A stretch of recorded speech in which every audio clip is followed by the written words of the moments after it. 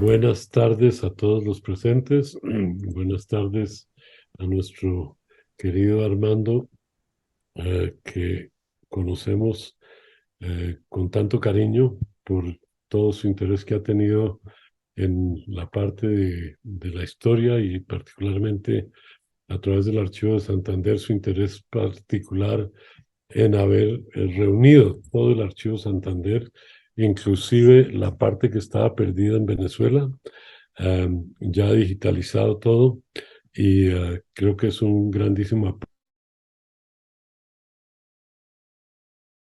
actual que realmente requiere de la presencia de los hechos del gobierno de Santander, que son tan importantes como ejemplo para el manejo del país en todo momento y sobre todo en el actual, debido a las circunstancias que todos conocemos. Armando. Bueno, muchas gracias.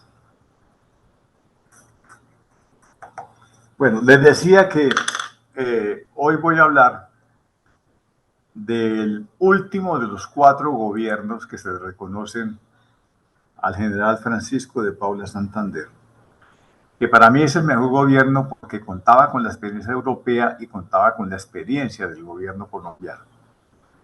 Además, el Congreso Constituyente de 1832 consideró que no había sino un hombre en la Nueva Granada capaz de conducir el gobierno. Y por unanimidad lo eligieron presidente y enviaron una comisión a traerlo a Nueva York. Efectivamente, cuando él se aproximaba a Bogotá, el gobernador de Bogotá, que era Rufino Cuervo, advirtió que la experiencia adquirida en el gabinete ministerial, como la visita a las más importantes naciones del viejo y el nuevo mundo, y la experiencia que había tenido adversa en su destierro, prometían que él sería el mejor gobernante posible. Él entró el jueves 4 de octubre de 1832 a las 2 de la tarde a Bogotá y fue recibido por una diputación del Consejo Municipal.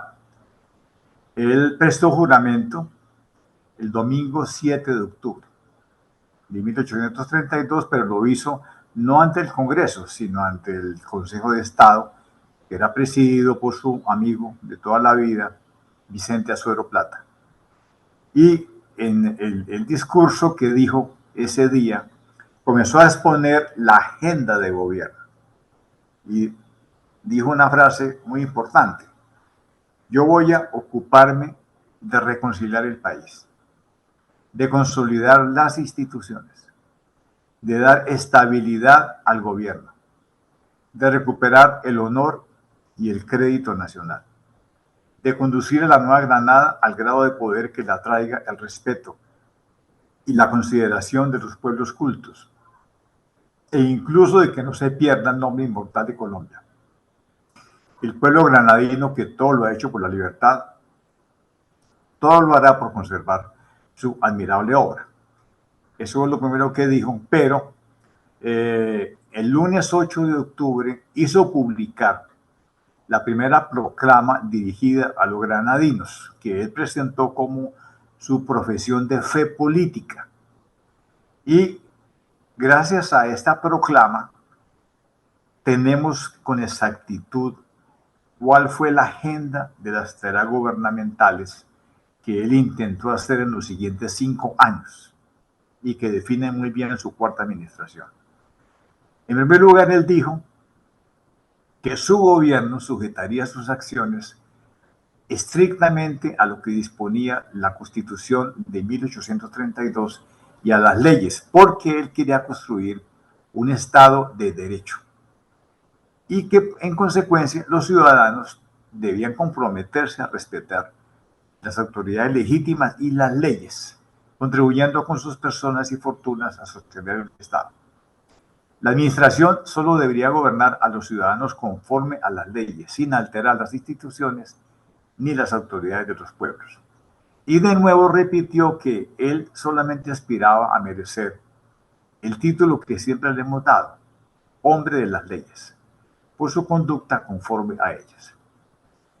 En segundo lugar, dijo que él se comprometía a respetar la libertad de imprenta y de opinión, los derechos de las minorías, porque él quería ciudadanos con virtudes republicanas.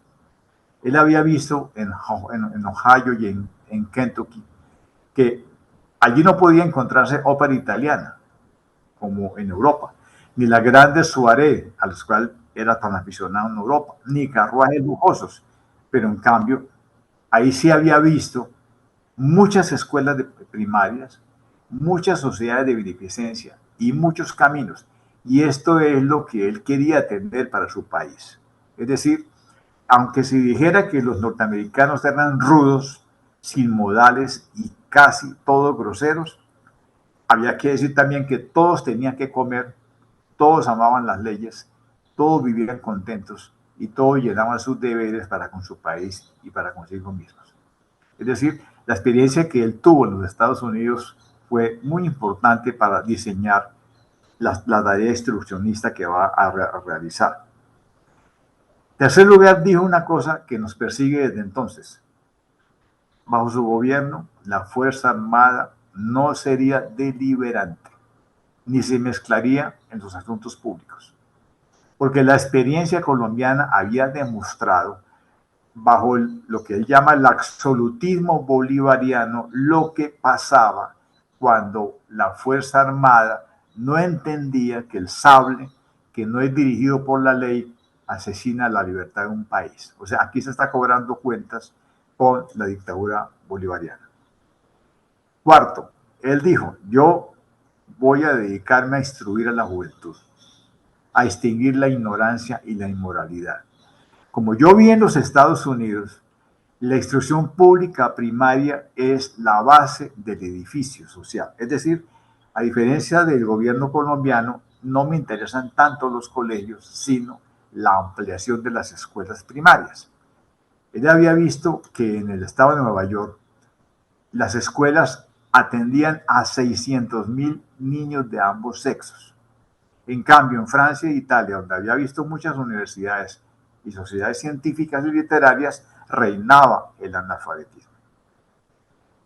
Quinto, él dice, con el dinero que tenemos solamente me voy a comprometer a 2 obras públicas. Uno, el camino que une a Bogotá con Nonta. Y 2, la navegación segura y rápida por el río Magdalena, porque es lo único que yo podría hacer en 5 años y porque esas son las claves para el fomento de la agricultura y del comercio. Sexto, dijo, yo no voy a permitir que ningún gobierno extranjero intervenga en los negocios internos, aunque voy a respetar los tratados internacionales. Esto fue una premonición de lo que va a ocurrir con 2 incidentes internacionales que tuvo que enfrentar.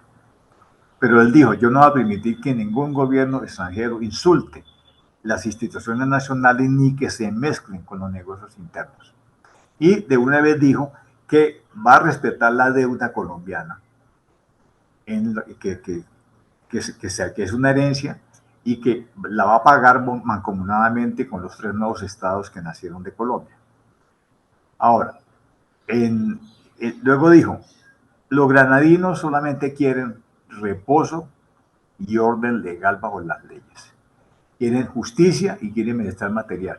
Y el gobierno se va a esforzar para mantener la paz. Y para eso, lo primero que voy a hacer es recuperar las provincias que estuvieron a punto de perderse bajo la dictadura de Urdaneta. Y el siguiente compromiso es remediar la penuria fiscal del Estado con una buena legislación aduanera en los puertos. Y dijo, yo voy a abandonar la teoría del libre comercio, es decir, la importación de manufacturas sin el pago de derechos fiscales. Voy a proteger la artesanía local, lo que llamamos nuestras miserables fábricas y artes, porque yo conversé en Francia con Jean-Baptiste Say y él me dijo la importancia de proteger la manufactura nacional. Y dijo, no voy a hacer ninguna innovación en el cobro de los diezmos eclesiásticos que cargan la agricultura. Ahí no voy a hacer ninguna innovación. y voy a tratar de que haya una administración de justicia recta, pronta y económica, porque mi recorrido por Europa me convenció que lo que importaba para una población era orden, paz y libertad, para poder conseguir riqueza y civilización. Y se dio cuenta que la Suiza de instituciones liberales vale más en el mundo moral que Rusia por su despotismo. Y de una vez él nos acuñó la frase que nos persigue desde entonces en nuestro escudo nacional. Mi gobierno va a navegar bajo la enseña libertad y orden. Él le propuso este mote al Consejo de Estado y fue inscrito desde entonces en el lambrequín del escudo de armas del Estado de la Nueva Granada, y hoy en día todavía lo tenemos porque él aclaró finalmente que era un buen gobierno y lo dijo con las siguientes palabras: yo no llamo gobierno sino aquel que llena o hace esfuerzos por llenar los fines de su instituto, el que da garantías al orden público, el que respeta la libertad política y civil de los ciudadanos, que se dedica a meditar los medios de hacerlos felices y los pone en práctica hasta donde las circunstancias lo permiten. El mejor gobierno es el que se consagra con sinceridad y con buena fe a conocer los obstáculos que impiden poner a cada ciudadano en estado de disfrute de sus derechos políticos y civiles en medio de las comodidades. Entonces, esto que les acabo de decir es muy importante porque en este cuarto gobierno, desde el primer día, Santander dijo exactamente qué quería hacer y definió las tareas que configuran la agenda administrativa. Es decir, esto demuestra toda la experiencia acumulada desde su primer gobierno de Cundinamarca de septiembre de 1819. Muy bien, heredamos de él la idea de libertad y orden, la idea de que el gobierno debe servir a la población, la idea de que la Fuerza Armada no es deliberante y la idea de que valen más miles de escuelas primarias que grandes academias o universidades. Eso él lo aprendió muy bien en su recorrido por el estado de Nueva York. Muy bien, ahora voy a hacer algunos detalles de lo que ocurrió en esos 5 años de gobierno. Primero, él necesita reintegrar el territorio de la Nueva Granada. Y lo tiene que hacer porque durante la dictadura de Rafael Urdaneta, el Casanare pidió ser admitido en Venezuela. Y los diputados de la provincia de Popayán fueron constituyentes del Estado del Ecuador. Y porque el general Flores invadió la provincia de Los Pastos, Pasto, y quería echarle mano a Buenaventura y Tumaco. O sea que había que reintegrar Pasto, Los Pastos, Buenaventura, Tumaco, sacar a Flores de esas provincias y reintegrar el Casanare. O sea, él dice, lo que tuvimos por Utiposidetis en 1810, yo lo voy a recuperar. Esa tarea se la hicieron 2 personas muy importantes, el general José María Obando y el general Juan Nepomuceno Moreno. Por eso él los quiere tanto, porque a José María Obando le debemos la reintegración del sur de Colombia y la frontera que tenemos con el Ecuador. Por eso lo odian tanto en el Ecuador y por eso los pastusos lo quisieron. Y Santander siempre tuvo esa deuda moral con Obando, lo que va a significar que intentó imponerlo como presidente a partir de 1837. Él dijo, pues el país le debe a Obando, por lo tanto, que él me suceda en la presidencia. Y abiertamente metió la mano por la candidatura de Obando. Afortunadamente este país es muy inteligente y eligió a José Ignacio de Márquez. Civilista, un gran presidente. Y Obando tuvo que esperar su turno mucho tiempo después. Santander siempre defendió su intervención, digamos, en política, lo que llaman en México el dedazo. Afortunadamente le derrotaron el dedazo. Y eso se lo debemos a Márquez y a los amigos de la transición sin intervención del presidente saliente. Muy bien, esa tarea se hizo rápidamente, como digo, gracias a Obando y a los soldados del sur, de la provincia de Popayán, y a los propios pastusos que decidieron jugársela con Obando y no con Flores. Bueno, Flores había hecho muchos daños entre los pastusos, igual que todos los oficiales venezolanos, y los pastusos les contaban mejor que nadie lo que pasó en la Navidad Negra de 1822. Muy bien, esta tarea se cumplió con rapidez y entonces pudo pasar a la segunda tarea.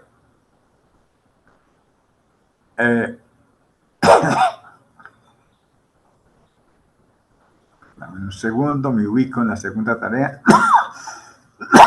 Bueno, él dijo, miren,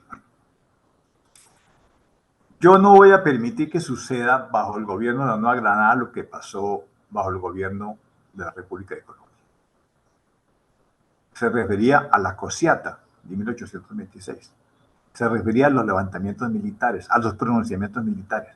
Dicen, no, bajo mi gobierno todo el mundo va a respetar a la autoridad. Y aunque me digan que soy severo, yo no voy a permitir levantamientos contra el Estado. Sabemos qué sucedió. El levantamiento de Sardá, de José Sardá, y cómo lo reprimió. Y no le valieron cuentos con el joven Anguiano, que no era tan joven como lo decía. O sea, señores, paredón. El que se levanta contra el Estado, la paga. Por supuesto, la oposición lo combatió mucho con el rigor con que actuó contra Sardá, porque finalmente Sardá se escapa, pero lo matan al momento de capturarlo. Y luego pues está el asesinato de París, cuando lo capturaron.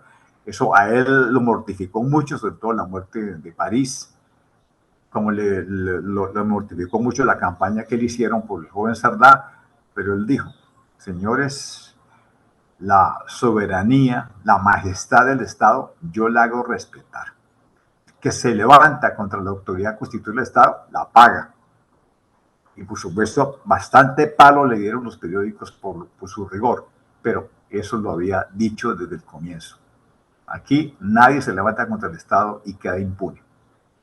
Pese a ello, al comienzo de su gobierno dio algunos indultos para los levantamientos y luego va a tramitar indultos a los levantamientos de 1839, pero fue su voluntad y la trató de imponer. Muy bien.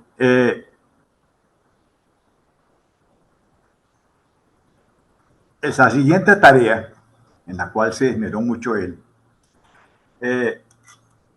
fue hacer respetar la soberanía y la majestad de la Nueva Granada frente a las potencias extranjeras. Pero a él le tocaron dos incidentes diplomáticos graves que se tradujeron en bloqueos navales de las costas por culpa de mal manejo de las autoridades locales en la costa. Esos incidentes diplomáticos lo mortificaron mucho, que son, primero, la cuestión Barrot y segundo, la cuestión Rosas. Barrot y Rosas son agentes diplomáticos de Francia e Inglaterra que se involucraron en accidentes que podemos llamar de policía, pero las autoridades locales lo manejaron muy mal. Y al manejarlo mal, obligaron a la intervención del cuerpo diplomático de esos países, lo cual nos puso en aprietos por los bloqueos navales. La cuestión Barrot empezó muy mal porque durante la noche del 20 de julio de 1833, los esclavos asesinaron al coronel Woodbine, a su esposa y un hijo de 2 años, en una finca en la Rada de Cartagena. Y cuando llevaron los cuerpos muertos a Cartagena, pues hubo la rebuchina de los curiosos y lambones metidos, y entre esos curiosos estaba el cónsul francés en Cartagena, que se llamaba Théodore Adolphe Barrot. Y resulta que el alcalde le dijo, quítese de ahí, ¿qué estamos pasando con los muertos? Este se molestó y entonces se armó la trifulca, él se refugió en una casa donde había izado la bandera de Francia para decir que esa casa era inmune. De nada le valió eso, lo metió preso, invadieron la casa, agarraron los archivos y la muchedumbre ultrajó al cónsul. Pues fue un problema de policía, pero eso terminó en un incidente diplomático y en un bloqueo en la Bahía de Cartagena. Santander tuvo que enviar a su gran amigo el general José Hilario López a que preparara la defensa de Cartagena, pero tuvo que negociar con la flota francesa que llegó, y fue un incidente muy aburrido, pero les enseñó a ellos que hay que respetar la inmunidad de los agentes diplomáticos, y más si está izada la bandera de ese país. La otra fue más grave, que es la cuestión Russell. Russell es un encargado de los negocios de Inglaterra en Panamá, porque el cónsul verdadero británico, que era MacGregor, muere. Entonces el secretario privado, que es Joseph Russell, se hace cargo de los archivos y sobre todo del sello. Pero resulta que hubo un incidente en la noche del 20 de enero del año 36, en la calle de La Merced, una riña entre este procónsul Russell y un señor Justo Paredes, por lo cual hubo una trifulca, con un bastón le dan en la cabeza a Russell, le abren la cabeza, y entonces lo peor es que se metieron a la casa del proconsulado, agarran los archivos, agarran el sello, o sea, todos los errores posibles de respeto a la inmunidad de una casa diplomática. Eso hizo que la Foreign Office interviniera con toda su fuerza y le apretaron las clavijas a Colombia por eso, y bueno, allá Santander tuvo que negociar con Lino de Pombo a ver cómo apagaban eso y cómo inventaban una intervención del Tribunal del Magdalena para que castigara a los oficiales que habían hecho eso, y finalmente el ministerio del Lord Palmerston terminó medio cediendo, pero de ahí aprendieron dos cosas. Uno, Santander, que cumplió lo que había prometido, es decir, que nadie se meta con la majestad de Colombia. Pero dos, que las autoridades locales no se deben meter nunca con ministros extranjeros, ni con las delegaciones, ni con los archivos, ni con eso.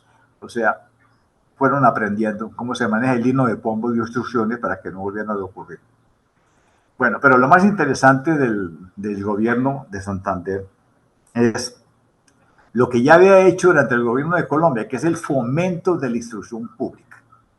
Cuando él llegó, la administración de Urdaneta no tenía sino 23 escuelas en los 98 distritos parroquiales del departamento de Cundinamarca. Y en Bogotá no quedaba siendo la escuela normal y una escuela anexo del barrio Las Nieves y dos escuelas privadas. Él dijo, no señor, es decir, yo voy a hacer una campaña inmensa de apertura de escuelas con el método lancasteriano. Voy a tratar de cubrir que todos los niños vayan a la escuela. Ante la legislatura del 33, él presentó su plan de enseñanza e instrucción pública y dijo que la nación tiene que cumplir con el deber de proporcionar a todos los ciudadanos, niños y niñas, que aprendan a leer, escribir y contar, y que cada distrito parroquial tiene que tener una escuela con el apoyo de las rentas nacionales. Él le pidió a todos los gobernadores que todos tenían que abrir una escuela en cada distrito parroquial. Los resultados fueron inmediatos. En el 34, las escuelas primarias ya eran 530 que atendían 17,000 niños de ambos sexos. En el año 35 ya había 690 escuelas que atendían 20,123 niños de ambos sexos. Se siguen usando el método antiguo y el método lancastriano. En 1835 solamente 130 escuelas practicaban el método lancasteriano, pero ya había 690 de método antiguo. Es decir, lo que él vio en el estado de Nueva York, dijo, aquí va a ser. Es decir, yo durante la época colombiana le quité a los órdenes religiosos, a los conventos, para hacer los colegios provinciales, pero ya me mostraron en Nueva York que lo más importante es que todo niño vaya a la escuela. Cuando él terminó la administración, en el 37, las escuelas primarias ya eran 578 que atendían 21.167 niños de los dos sexos.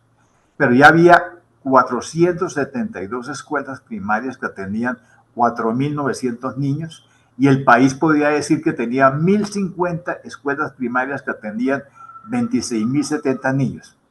Fuera de eso, los amigos que él hizo en los Estados Unidos le enviaron 160.000 cuadros de lectura que según Joaquín Mosquera contenían los resúmenes de lo más sublime, el dogma católico y el decálogo en diferentes temas, más los 11.000 ejemplares del catecismo histórico que escribió el abad Claudio Fleury, arrojaban una traducción pública digno de los tiempos del clérigo francés Bossuet.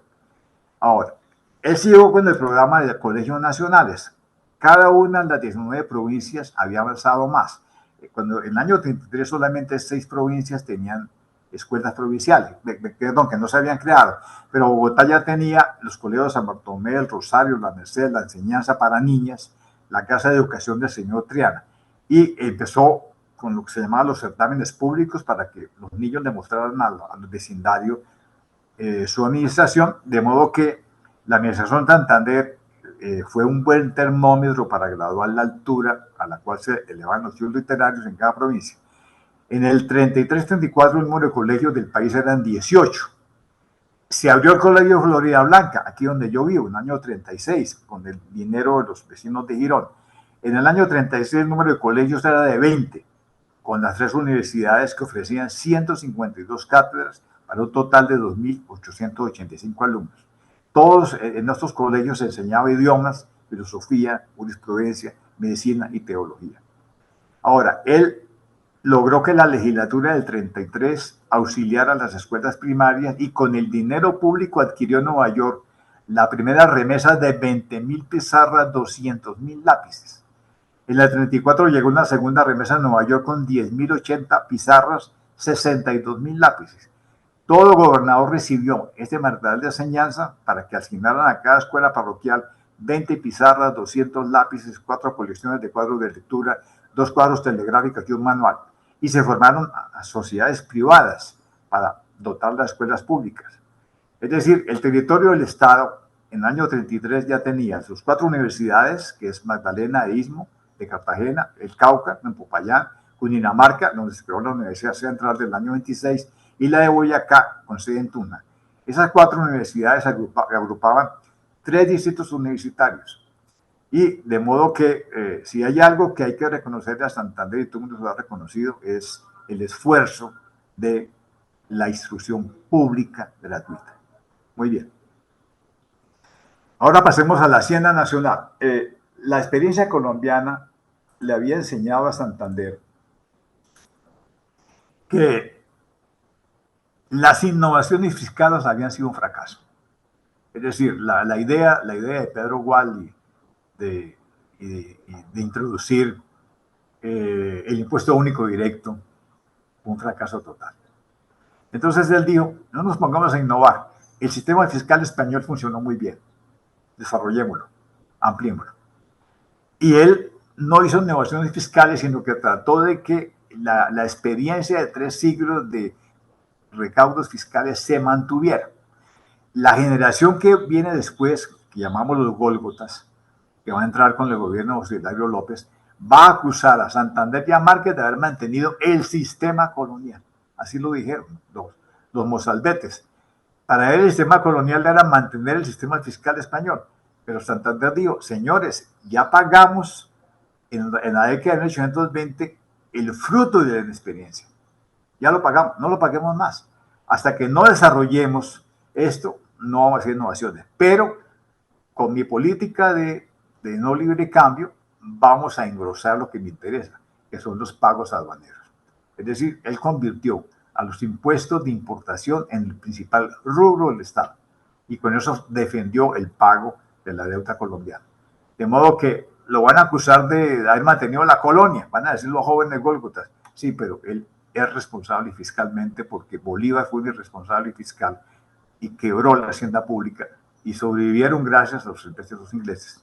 Así que en materia fiscal podemos llamarlo conservador del sistema hispano que había funcionado muy bien en 3 siglos.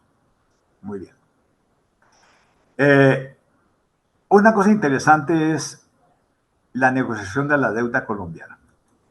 El primer día que llegó, dijo: somos deudores de los comerciantes ingleses y vamos a pagar, porque si no pagamos la deuda colombiana, nunca tendremos crédito público internacional.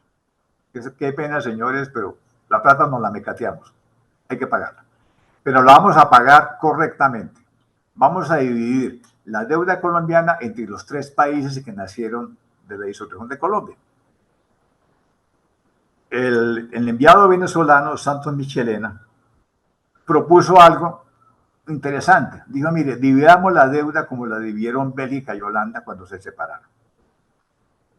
¿Y cómo la dividieron? Por el criterio de población.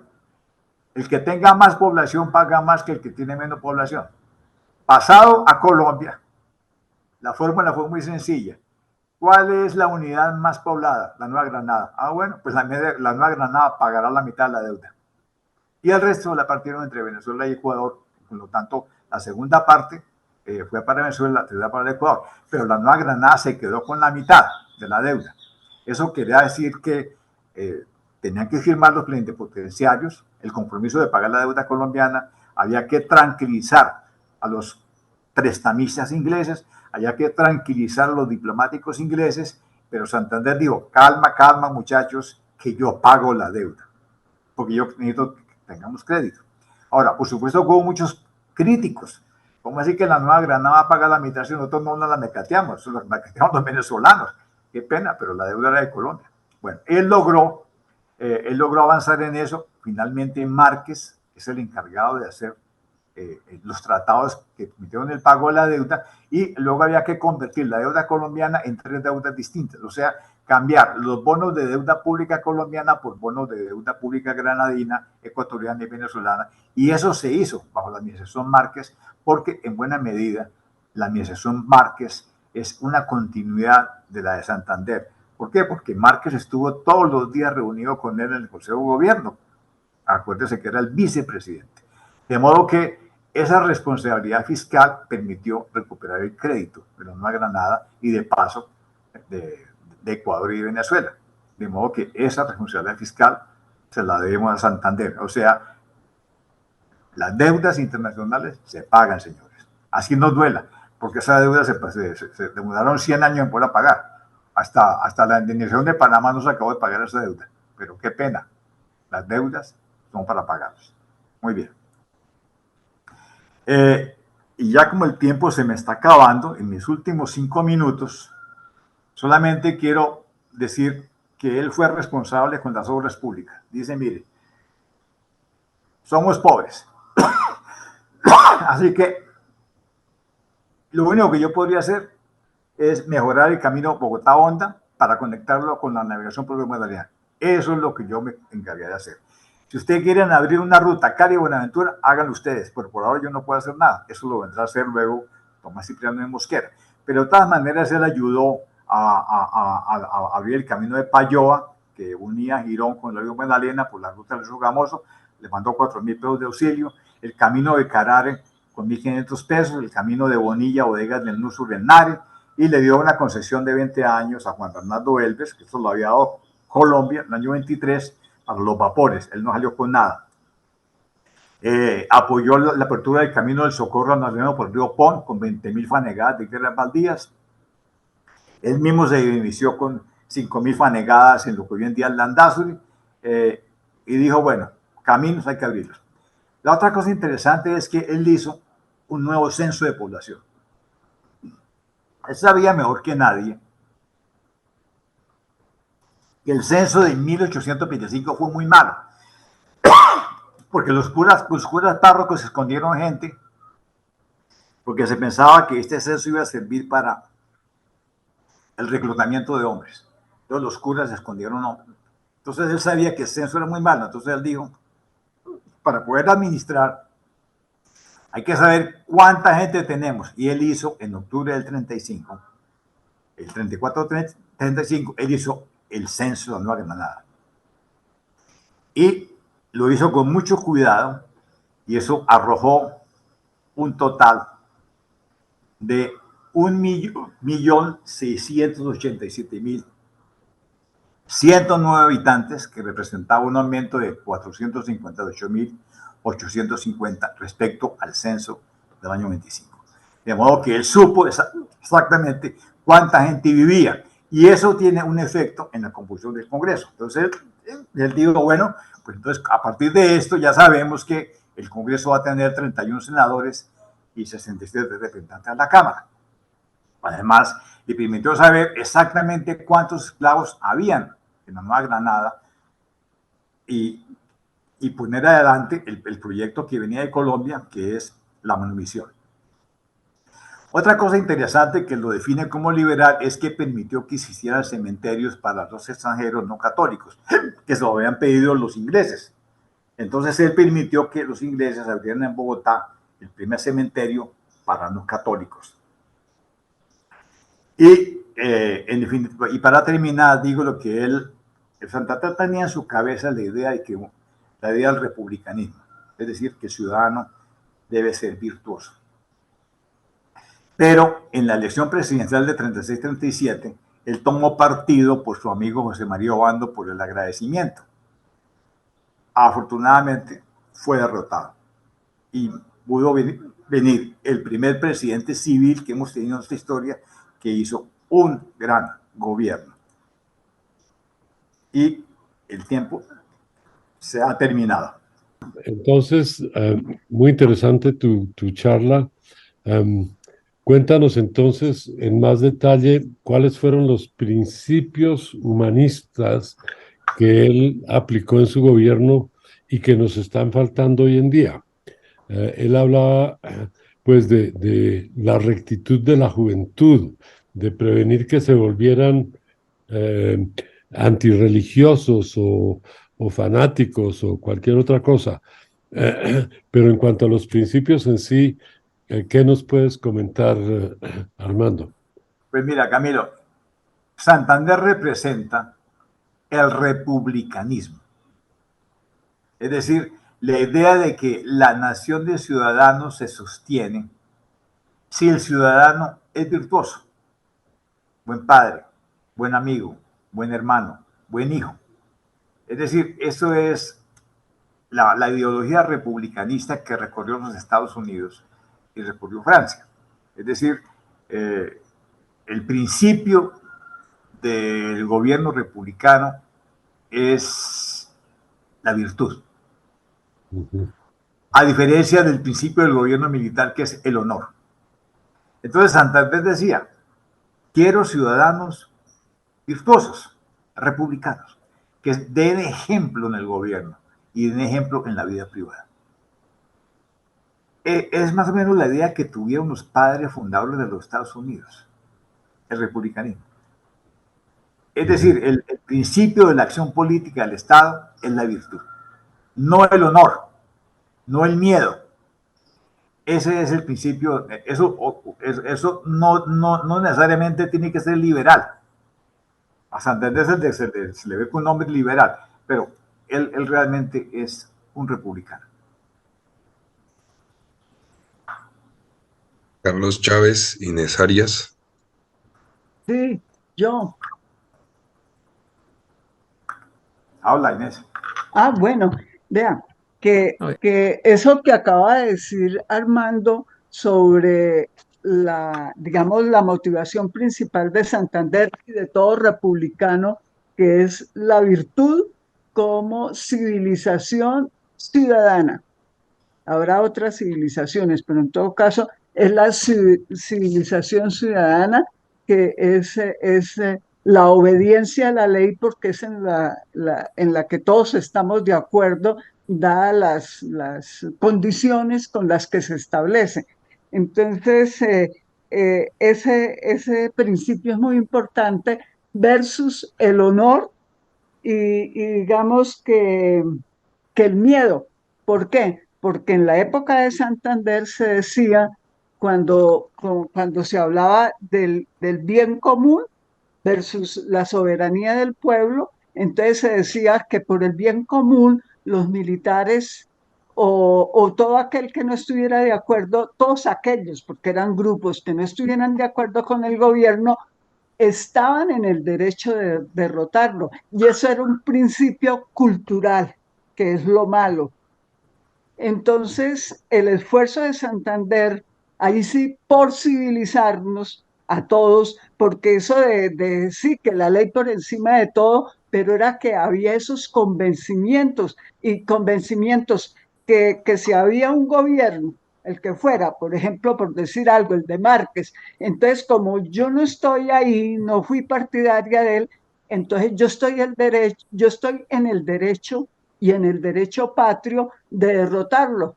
Y derrotarlo, claro, principalmente por las armas. Entonces, ese principio de la ciudadanía versus el honor militar que nos viene desde Caldas. Él tiene un escrito precisamente que tiene que ver con el honor militar. Entonces, pues muy importante, yo quería señalar eso, porque todavía a través de toda nuestra historia, no del último gobierno, porque las cosas no se hacen como decía hace un rato, porque sí, esa cultura que todavía no hemos logrado vencer, la cultura del miedo y de lo militar. Entonces, eso en aras de Santander y de todas las enseñanzas que él nos ha dejado. Gracias. Carlos. Gracias, doctor Telles. No, pues primero que nada agradecerle al doctor Martínez por la conferencia, muy interesante todos estos aspectos, pero entonces enfatizó mucho en la parte de la educación y el proyecto educativo de Santander. Yo quisiera saber un poco cuáles fueron como esas materias o qué era lo que se enseñaba en ese momento, pues sobre todo también a los niños para que pues además de que fueran buenos, además de la idea de que fueran ciudadanos, cuál era como la perspectiva finalmente del proyecto educativo, cuál era la idea, es decir, que eventualmente, pues no sé, es decir, que, o sea, así como debatimos, por ejemplo, que la necesidad de la educación finalmente para formar personas hoy en día, pues para el uso de las nuevas tecnologías, en ese momento, en esa época, ¿cuál era como la perspectiva o cuál era, o cuál era como el trasfondo del proyecto educativo de Santander, además pues de todo ese carácter republicano en que se nos ha enfatizado? Carlos, mira, él definió exactamente qué debería aprender un niño colombiano. Y te lo voy a decir qué fue lo que él dijo. Primero que todo, desafortunadamente, ese 1.700.000 granadinos son conducidos por sus curas. La moral es la moral religiosa. Entonces, todo niño tiene que aprender catecismo. O sea, tiene que ser buen católico. Él mismo es un ejemplo. Santander lo pasa rezando el rosario y Santander lo pasa en misa. Y se casó con una camandulera. Entonces, empecemos con darle la moral, la única que conocemos. No la moral laica, sino la moral religiosa. Segundo, todo niño tiene que aprender a leer y escribir. Y tercero, todo niño tiene que aprender las 4 tablas, las 4 operaciones aritméticas. Eso es todo. Religión, lectura, escritura, aritmética. Eso lo aprendieron todos los niños y lo aprendí yo todavía. Eso es el proyecto. Ahora, ¿cómo lo aprenden? Hay 2 maneras. La manera tradicional, memorizando. La manera nueva, el método lancasteriano, que es que los más avanzados le enseñan a los más atrasados. El mismo salón de clase, lo que hoy en día llamamos la escuela nueva. Es un proyecto simple que se reprodujo fácilmente en todas las provincias. Ahora, vamos de las escuelas parroquiales, que la deben pagar las propias instituciones parroquiales, vamos a los colegios. Los colegios ya él le quitó a los conventos menores los conventos. Ahí están los edificios. Ahora, ¿qué se debe aprender? Se debe aprender Constitución, jurisprudencia, teología y leyes. Leyes. Fray León Pinzón fabricó el primer manual de administración pública para el Colegio de Vélez, que sacaron 2 ediciones. Entonces, señores, aprendamos las leyes. aprendamos jurisprudencia, que eso es lo que podemos hacer. Y aprendamos gramática, aprendamos latín. Y aprendamos buenos modelos. Ahora, como el republicano necesita modelos de virtud, ¿de dónde los saca? De donde él los sacó de su colegio San Bartolomé, de Claudio Nepote y de las vidas de los mejores hombres de Grecia y Roma. Es decir, esta generación, las primeras dos generaciones granadinas, encontraron en el Claudio Nepote las vidas de los generales y en las vidas paralelas de Plutarco los modelos. Y fue tan así que los hijos de ellos llevan los nombres de Plutarco. Se van a llamar Solón, Cerveleón, Julio César. Todos esos llevaron los nombres. Foción. Sus hijos llevan los nombres de los modelos. O sea, un virtuoso republicano necesita modelos. Y los modelos son los hombres griegos y romanos.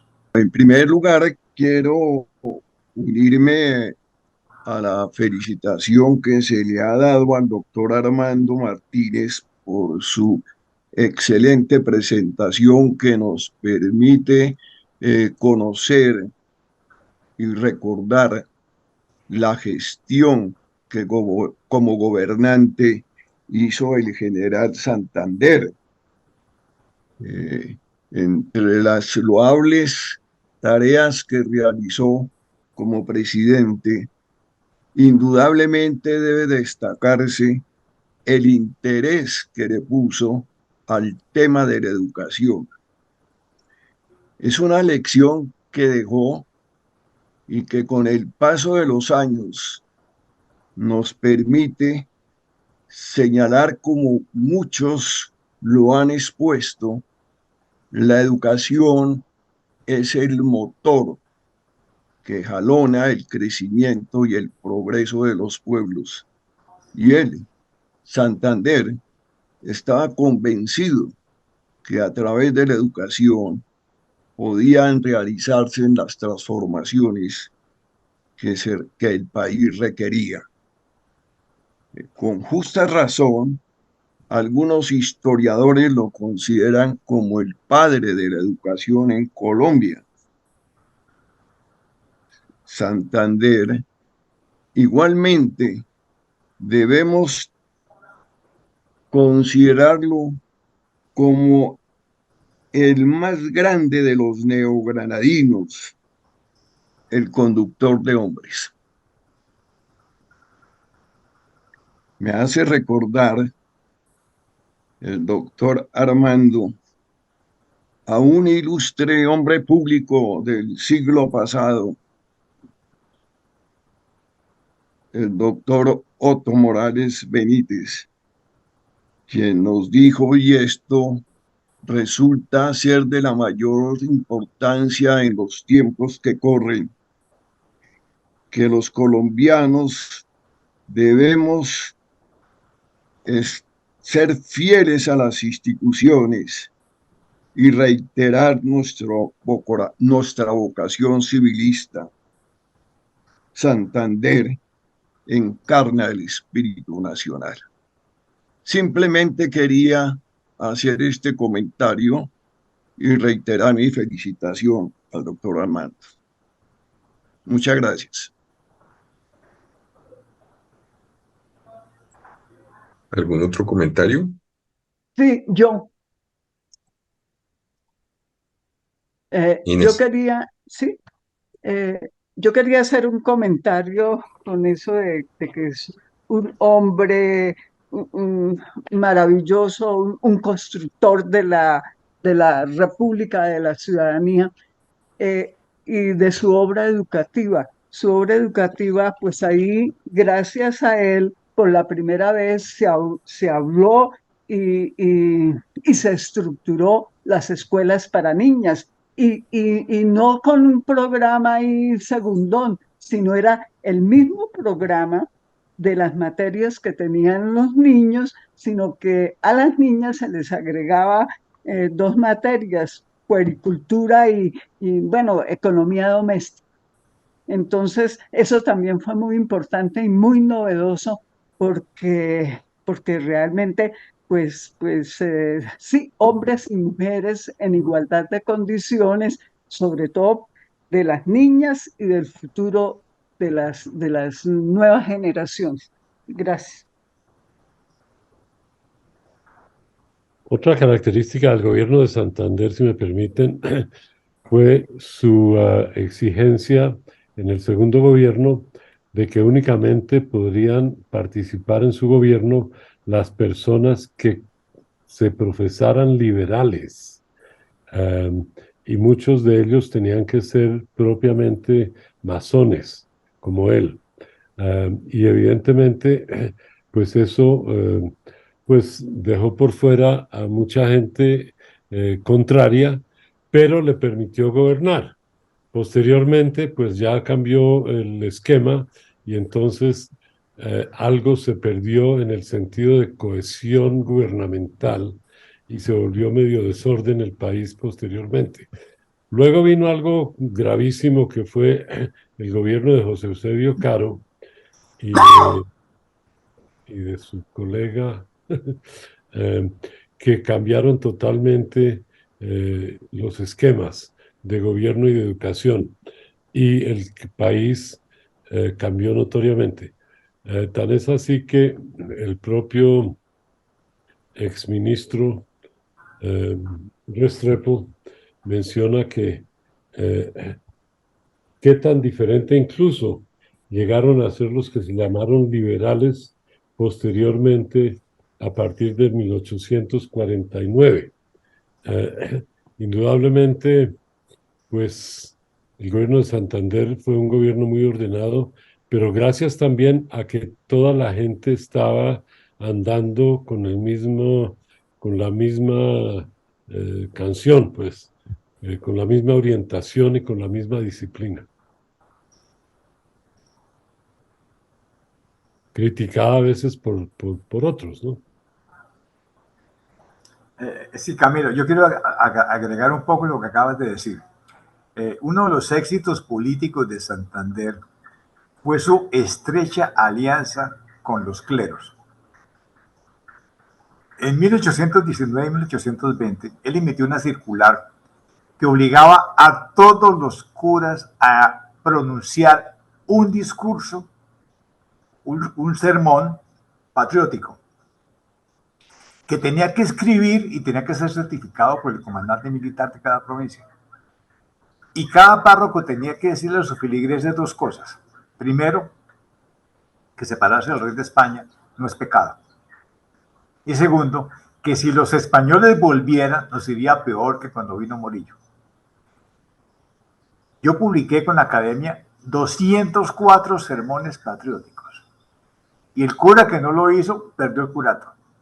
Pero además él consiguió el apoyo del cabildo catedral, de los canónigos, y logró que le cedieran inicialmente una parte de la cuarta arzobispado para las necesidades de la República. Él se cuidó de tener muy buenas relaciones con los obispos, incluyendo con el de Popayán, que era un español inicialmente realista. Y daba ejemplo público de asistencia a misa y de respeto por el clero. Eso explica que los franciscanos se le llevaron su cuerpo 3 días a su convento y le pusieron una gran camándola al cuello, y se dice que en sus últimos momentos fue de la tercera orden franciscana. Por lo tanto, durante su gobierno, la colaboración del clero y el gobierno es muy estrecha. Eso le dio estabilidad. O sea, las peleas del clero con el gobierno vendrán después, es decir, con Mosquera, con el cuarto Mosquera y con López, pero hasta 1845 las relaciones son extraordinariamente íntimas entre el clero y Santander, y eso le dio mucha gobernabilidad. Lo primero que hizo en el 34 creo que fue enviar a Lino Pombo a la Santa Sede y obtener todos los buenos auspicios de parte del Papa, quien envió un mensaje apostólico muy particular a Colombia. O sea que sus relaciones con el clero, tienes toda la razón, contraria a lo que mucha gente pensaría, pues no, fueron excelentes. Es más, la primera camada de obispos republicanos, él las escogió y fueron sus grandes amigotes. José María Esteves, Jorge Santa Marta, aquí en Bucaramanga, su gran amigo, el cura Sotomayor. Esa camada de obispos, el primeros republicanos que nombró el Papa, son sus amigos de toda la vida. Bueno, ¿alguna otra intervención, señor secretario? Ninguna. Ok. Bueno, son las 4:25 prácticamente. ¿Algún otro comentario que quieras hacer, Armando?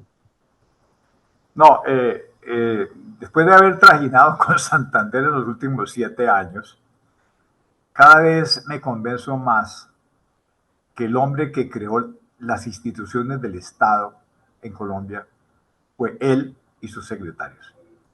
Y las cuentas son muy fáciles de hacer. Durante el primer cuatrienio, que va del año 21 al año 25, Santander estuvo en la capital del gobierno 18 días. O sea, ¿quién hizo el gobierno? 18 días estuvo Bolívar en Bogotá. 18 días. O sea, ¿quién llevó el cuatrenio? Santander y sus 4 secretarios. Inclusive cuando deja el gobierno del 37, él se va a la Cámara de Representantes y se convierte en líder de la oposición a Márquez. O sea, él siguió dando loro hasta que se murió.